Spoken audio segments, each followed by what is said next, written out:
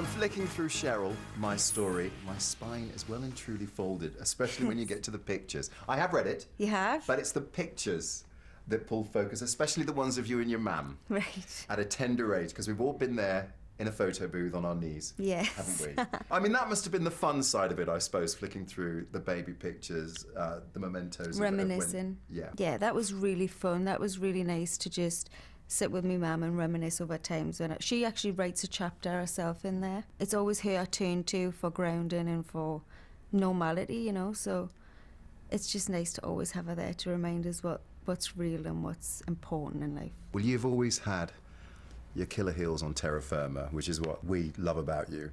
Did you ever think, as you were writing this, about what your family were going through while you were hitting the headlines? Part of me writing the book was to just put all of it to rest for everybody, you know. You go through things in your life where you can be surrounded by family, friends, loved ones until the cows come home, but you still feel very, very lonely in the situation that you're in. So the actual process of writing the book, then, I suppose you found enormously empowering.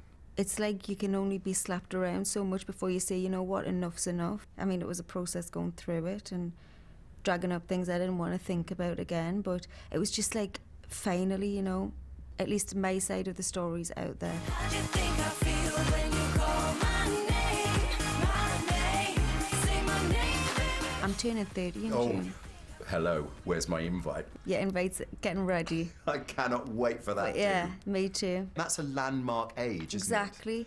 So I was like, you know, I've had an incredible decade in this industry, and with the highs and the lows. 30 is a very empowering age for me. I feel the best I've ever felt. it?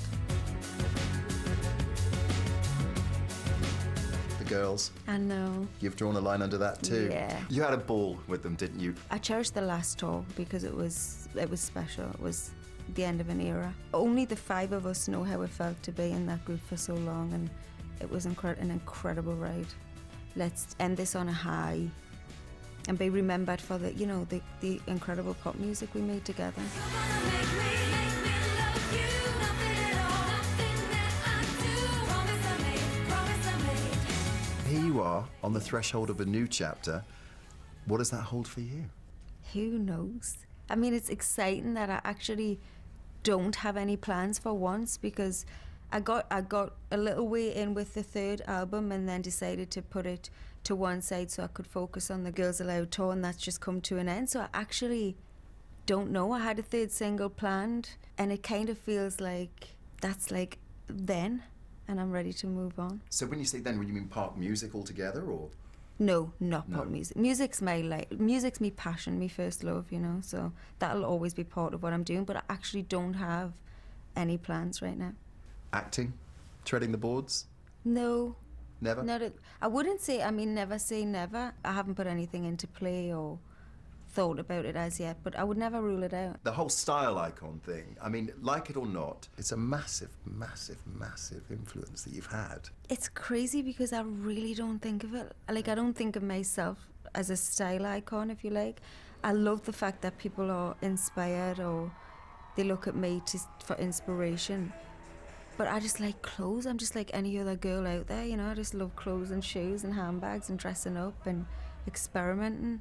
So it's just part of what I love to do, and it's also part of my job. Simon Cowell recently said you are the most beautiful woman he's ever met in the flesh. I'll take that. He's got some making up to do. I'll take that. Have you still got dogs? I do. They've actually been with me mother over the past couple of weeks, and they're really chubby at the moment. I don't know what it is. She feeds them. Me mum's a feeder, and when I get back, they have attitude problems. They get fat, and they have long fingernails, so I have to sort all of that out. So you can't linger too long at your mother's, otherwise you'll go the same way. No, I can't. Exactly. Where's home? Home to me is actually still Newcastle. Is it? That's still where I class home in me heart. That'll always be where I call home. I live in London, but Newcastle's where I'm from, you know. It's where my roots are, so. On your recent Access All Areas documentary, we saw you very loved up. Yes. How's that? I'm happy. You're I'm happy? very happy. And you can tell. Thank you. Cheryl, you're an absolute diamond. Thank I you. love you to bits, you know You that. too. You're a diamond that twinkles. Yeah, indeed, she was on cracking form as well, and obviously a Gorgeous, very good place isn't in her she? life. Just I did put your tweets to Cheryl, by the Good. way, guys. Well, as many as I could in there on the website, itv.com/Daybreak. Very you. good. Thank you. Just